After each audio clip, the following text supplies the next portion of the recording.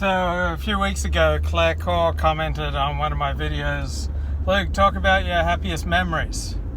So I think it's a great idea. Therapists often do this. They have their clients list peak moments. Moments when you're in flow, moments when you're at your best, peak moments. And happy memories, what makes for a happy memory, how can we build more happy memories. So most people have their happiest memories. I did some research, I just put happy memories into Google. Apparently most people have their happiest memories between age 15 and 30. For me, they were pretty much all 15 to 21, I think. Of course, it's hard to quantify it exactly. Yeah, 15 to 21. So, I think my happiest memory for 2018 so far occurred, I think, in the middle of January this year when I went on Warski Live. I think that was my happiest memory for 2018 because I went on Warski Live and there were 2,500 people watching live, and the stream was just like a river. Okay, prior to that, I'd been live streaming for about 3 years on approximately a weekly basis. And we'd get a good quality people in the chat. We'd have some excellent conversations, but we'd get 10, 20, 30 people watching at a time. I think we maxed out at about 60, I think, live when we had Kevin McDonald on. Okay, so go on Warski Live and I see all these people throwing down super chats. And I say, hey, YouTube streaming, you can make money at it. You can have hundreds of people watching. It's fun, it's exciting, and I'm doing really well. And I'm getting all this feedback from my friends who are watching live on Warski Live. And so ever since I went on Warski Live, I've been doing a YouTube stream virtually every day. So I think I have to say Warski Live is my happiest memory from 2018. Certainly the most important, the most influential, the one with the biggest change on my life and my behavior. But if I just to go happiest memories, they're almost all about feeling loved by a beautiful woman or feeling competent in my work. Those are my happiest memories. So, and these memories haven't changed. Okay, they say your memories change as you age. But these memories have not significantly changed, I think in large part because I've been writing a lot about my own life. And so when you write about something, it changes it. It concretizes it, and you lose access to the original memory once you turn it into words. So, unlike the Brett Kavanaugh accuser, I can remember years, I can remember places, I can remember dates for all the most significant things that have happened to me. And so, my favorite memory, and I think this has been my favorite memory since 6th grade. Okay, I've had this favorite memory for 31 years. And I was about a month into 6th grade, so it would have been around October of 1977. And the most beautiful girl in the class, name was Cindy, dropped a note on my desk saying, will you go with me? And I didn't even know really that this was a thing, that you could go with girls. And I didn't.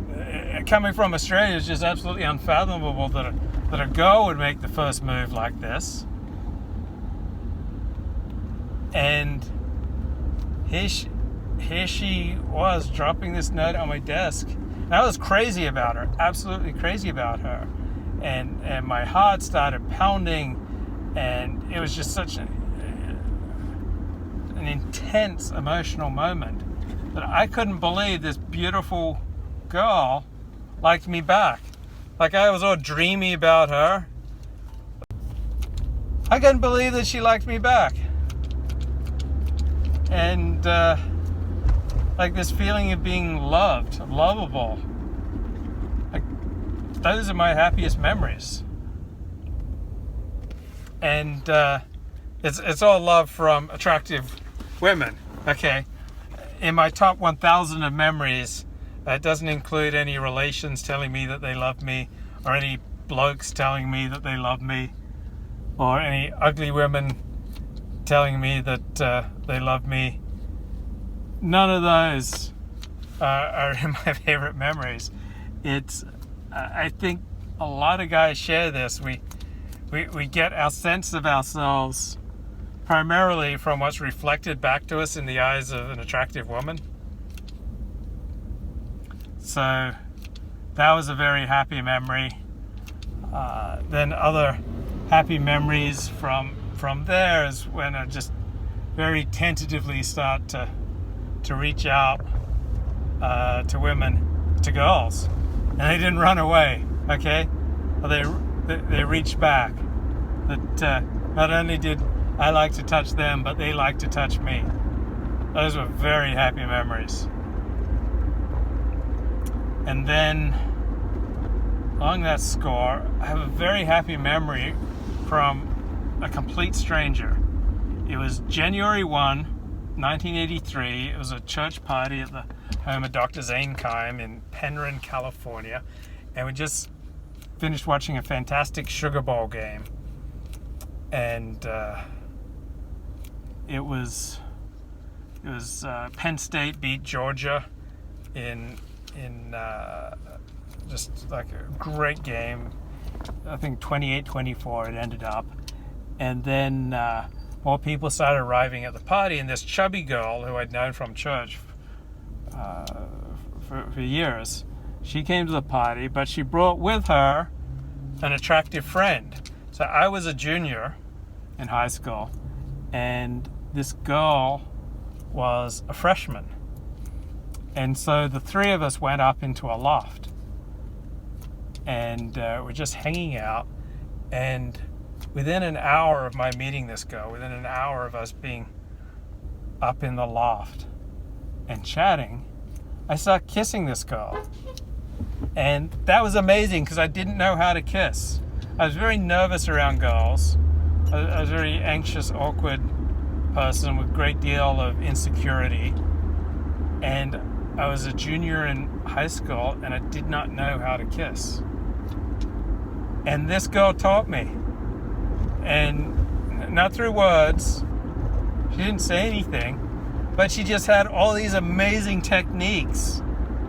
Okay, I think she had like lip gloss, and it was so much better than my one previous experience with French kissing, where this girl just like kind of took me aside and then just like plunged her tongue into my mouth and down my throat, and I was like kind of taken aback, and I mean, I was glad to have the experience, but on the other hand, I got to admit, I didn't talk to this girl basically for the rest of high school. And we were on a same club together, so I just told her to deal with the advisor when she had questions, even though for the last year of high school I was in charge of this group. So yeah, basically I couldn't talk to her for the rest of high school. But now, this stranger, she teaches me how to kiss, and it was fantastic.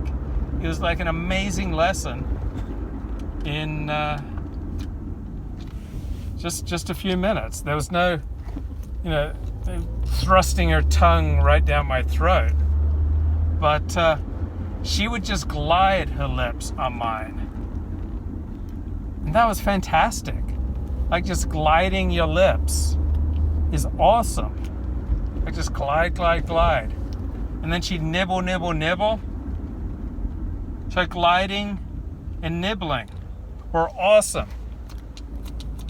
Awesome. This is like a masterclass in kissing, and I got it from a complete stranger.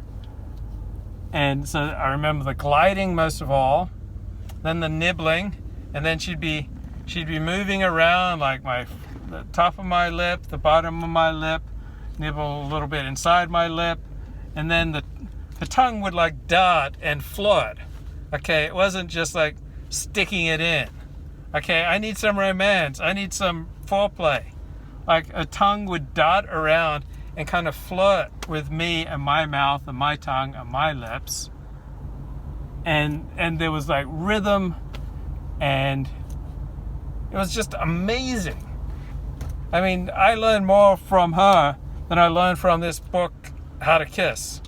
I remember a few months later, I was hanging out with a friend, and his little sister had a book, How to Be a Confident Kisser. And I read it, but I already knew how. And all from this one lesson, New Year's party, church party.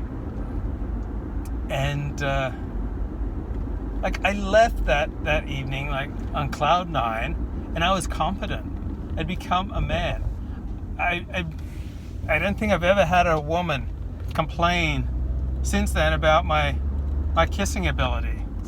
Like I was really good because I just followed everything that this chick taught me.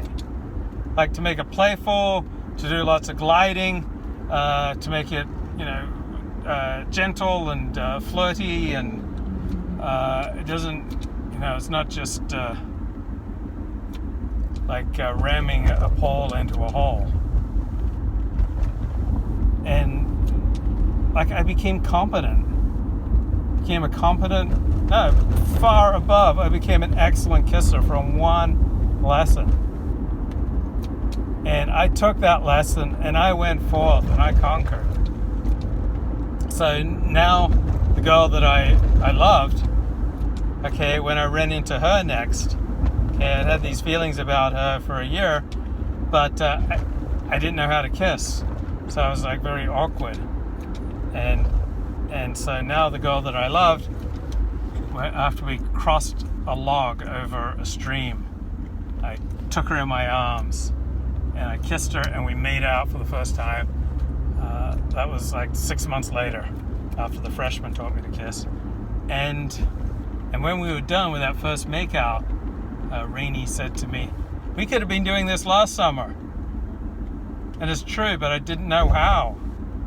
So a lot of my happiest memories about becoming competent, even when it's kissing, making love, public speaking, YouTube streaming. A feeling of competence is really important to my happiness. So perhaps most of my happiest memories are about learning competence, getting my driver's license, learning how to put gas in the car, learning how to drive on the freeway, learning how to ask a girl out. Happy memory was learning about IOIs, indicators of interest. You get 3 IOIs, then you're good to go. Okay, so an indicator of interest is if the girl's primping in front of you, like applying lipstick, brushing her hair, checking your makeup, like just kind of primping in front of you. If she's bouncing her shoe on her foot when she talks to you. So she's doing like gestures or like uncontrollable gestures that go against gravity that indicate that she's happy. If she asks you unnecessary questions, and if she touches you. These are all indicators of interest. Not to mention that like puppy eye look when they're smitten. And so that way you never have to ask out someone who's not interested. That way you never have to move in on someone who's not interested. You just see those signs. And again, that was like a feeling of competence. Like, I know how to navigate around women now. That was just a good, solid adult feeling. Like, kind of learning how to read women. Like, made me much happier. Other great memories: becoming competent in journalism. I remember going to a week-long journalism camp at St. Mary's College in the San Francisco Bay Area with 2 other members of my high school newspaper staff.